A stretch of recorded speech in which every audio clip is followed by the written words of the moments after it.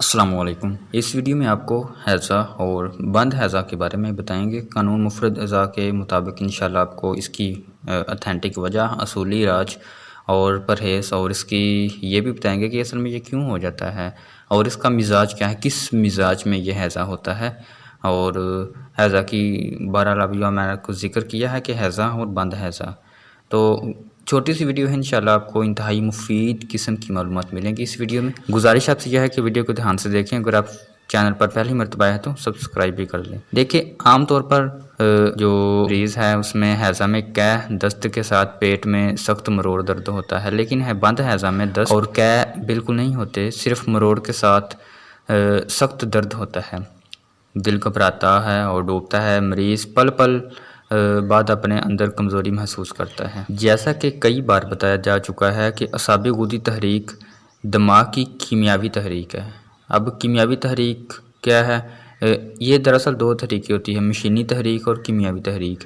اعصابی غدودی تحریک کا مطلب ہوتا ہے، پہلے میں کیمیاوی تحریک بتا دوں آپ کو، پھر مشینی بتا دیتا ہوں۔ اعصابی غدودی یعنی ٹھنڈا گرم، تار گرم مزاج، تری جسم میں پیدا ہونے کے ساتھ ساتھ جسم میں رکتی ہے، یہ کیمیاوی تحریک ہے۔ لیکن جو مشینی تحریک ہوتی ہے اس میں تری جسم میں پیدا ہونے کے ساتھ ساتھ خارج ہوتی ہے، لیکن اعصابی غدودی تحریک کیمیاوی تحریک ہوتی ہے اس ہیضہ کی۔ اس تحریک میں رطوبات کی پیدائش تو ہوتی ہے لیکن ان کا اخراج نہیں ہو پاتا، یہی ابھی میں نے آپ کو بتایا کہ کیمیاوی تحریک ہے۔ چونکہ رطوبات کی پیدائش ہوتی ہے لیکن اس کا اخراج نہیں ہو پاتا۔ اس کے برعکس اعصابی عضلاتی تحریک میں رطوبات کی پیدائش کے ساتھ ساتھ اس کا اخراج بھی ہوتا ہے۔ اعصابی عضلاتی تحریک جو ہے مشینی تحریک ہے، اس میں رطوبات پیدا ہوتی ہے اور پیدا ہونے کے ساتھ ساتھ اس کا اخراج بھی ہوتا ہے۔ مثلاً ہیضہ میں یہی وجہ ہے کہ اعصابی غدودی تحریک کی صورت میں معدہ میں جب رطوبات زیادہ ہو جاتی ہے، ترش ہو جاتی ہے، لیکن ان کا اخراج بند ہونے کی وجہ سے معدہ میں تعفن، چونکہ کیمیاوی تحریک ہوتی ہے اور اس میں رطوبات زیادہ ہو جاتی ہے اور ان کا اخراج نہ ہونے کی وجہ سے معدہ میں تعفن اور خمیر پیدا ہو جاتا ہے، جو خود اعصاب دماغ کے لیے بے چینی کا سبب بن جاتا ہے۔ طبیعت ان کو اخراج کرنے کی کوشش کرتی ہے لیکن تسکین عضلات کی وجہ سے معدہ میں مکمل سکیڑ نہیں ہو سکتا۔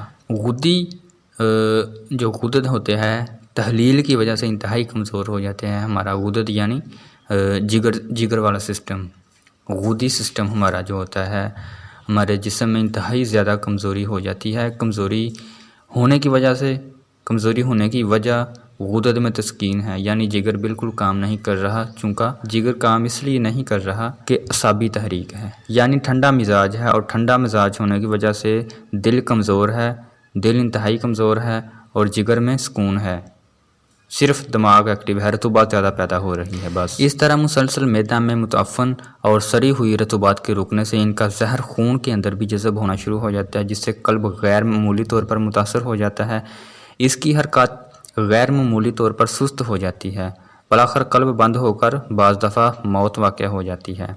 اب اس کا علاج کیا ہے؟ یہ وجہ آپ کو بتائی ہے کہ کیسے یہ موت کا سبب بن سکتا ہے ہیضہ۔ بعض دفعہ ایسا ہوتا ہے کہ جب رطوبات خارج نہیں ہوتی کیمیاوی تحریک کی وجہ سے، چونکہ عضلات انتہائی سکون میں ہوتے ہیں، تسکین میں ہوتا ہے، اور جگر ہمارا ہوتا ہے وہ تحلیل میں ہوتا ہے، انتہائی کمزور ہو جاتا ہے، صرف رطوبات پیدا ہوتی ہے، پیدا ہونے کے ساتھ ساتھ رک جاتی ہے جسم میں، ان کے رکنے کی وجہ سے جب مسلسل پڑی رہتی ہے معدہ میں تو خمیر پیدا ہو جاتا ہے، متعفن ہو جاتی ہے، اور ان کا زہر پھر خون کے اندر جذب ہونا شروع ہو جاتا ہے، اور جس سے دل کی رفتار آہستہ کم ہونا شروع ہو جاتی ہے غیر معمولی طور پر۔ اب اس کا علاج کیا ہے؟ قانون مفرد اعضاء کی روشنی میں انشاءاللہ آپ کی خدمت میں ہم پیش کریں گے کہ اس کا علاج کیا ہو سکتا ہے اور ہے کیا، آپ کو کیا پرہیز کرنا چاہیے، یہ سب کچھ۔ دیکھیں، بند ہیضہ یا دست قے والا، دونوں کا سبب تو معدہ میں پڑی ہوئی غذا کا تعفن ہے۔ ہیضہ یا بند ہیضہ، ان دونوں کی وجہ ایک ہے، معدے میں پڑی ہوئی غذا کا تعفن ہو جانا ہی اس ہیضے کا سبب ہے۔ ہیضہ کا اصل علاج تو یہ ہے کہ ان گندی اور متعفن رطوبات جو کہ معدے میں پڑی ہوئی ہے، غذائی اجزاء کو معدے سے خارج کر دیا جائے۔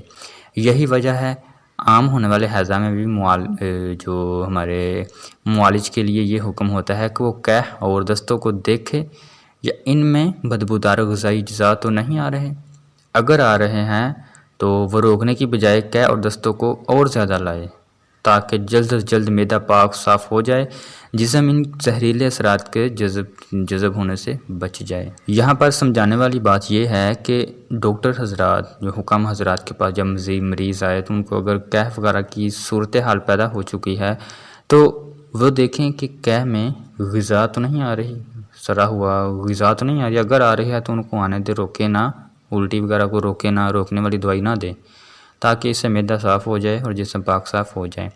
بند ہضم میں چونکہ روکنے کی قوت ہی بڑی ہوتی ہے، اس لیے اول اعصابی عضلاتی تحریک ہی کو بڑھا دے تاکہ دماغ اعصاب کی مشینی تحریک سے کثرت کے ساتھ رطوبات کا ترش ہو کر ان کا اخراج شروع ہو جائے۔ بند ہضم میں اگین ریپیٹ کر دیتا ہوں، چونکہ روکنے کی قوت ہی بڑی ہوئی ہوتی ہے، اس لیے اول اعصابی عضلاتی تحریک کو ہی پیدا کر دیا جائے، یعنی مشینی تحریک پیدا کر دی جائے تاکہ کثرت کے ساتھ رطوبات کا اخراج ہونا شروع ہو جائے جو ہمارے معدے میں رکی ہوئی ہے، متعفن ہو چکی ہے۔ اس مقصد کے لیے اعصابی عضلاتی مسحل ایک نسخے کا نام ہے جو کہ پخانہ وغیرہ کی صورتحال پیدا کرتا ہے، یعنی اس نسخہ کو کھانے سے جسم میں رکے ہوئے مواد خارج ہو جاتے ہیں پخانہ کے ذریعے۔